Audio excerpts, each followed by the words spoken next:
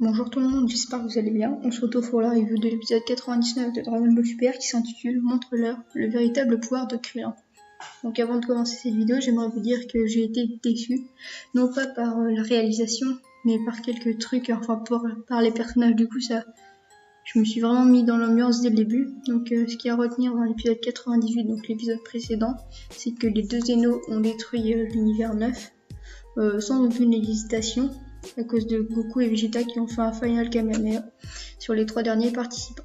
Donc on commence avec les gars de l'univers 7, ainsi que les dieux de l'univers 7, l'univers 6 et l'univers 1 qui semblent perplexes, et puis l'ange de l'univers 9 qui sourit, donc il doit être content de ne pas s'être fait éliminer, puis Goku qui regarde le grand prêtre, et puis le grand prêtre qui regarde Goku avec un air de salaud, et Vegeta qui est impressionné du fait qu'il est éliminé, mais Goku rappelle à Vegeta que c'est la deuxième fois qu'ils ont vu ça, donc il fait en référence à Trunks.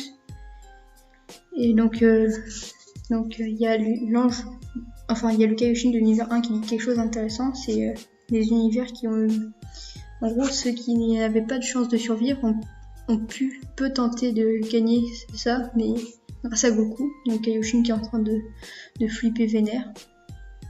Et puis oui, c'est Vados qui dit à Champa que elle lui dit adieu en gros parce qu'il va mourir. Et il y a Krillin qui est un peu stressé, mais Freezer est très très content. Mais il dit qu'il dépassera les Zeno un jour et qu'il sera maître d'eux.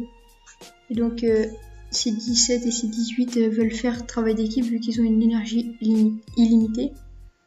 Et il y a les Zeno donc qui sont hyper contents et qui se demandent pourquoi ça s'est arrêté. Et Vegeta affronte Botamo et donc il essaye de le frapper mais ça lui fait absolument rien. Et du coup il lui fait un nœud avec les bras pour l'immobiliser, puis il a juste à le jeter. Mais là il y a c'est Magita, il vient l'aider. Et puis quelqu'un essaie d'envoyer une boule de feu sur Sangohan, sur Krillin, mais Sangohan vient aider Krillin.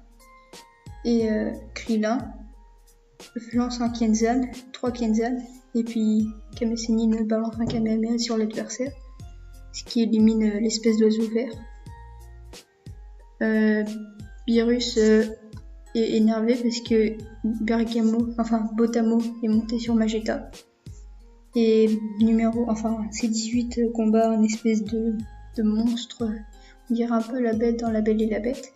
Et Kitela est content parce que toutes les personnes de son univers sont contre l'univers 7.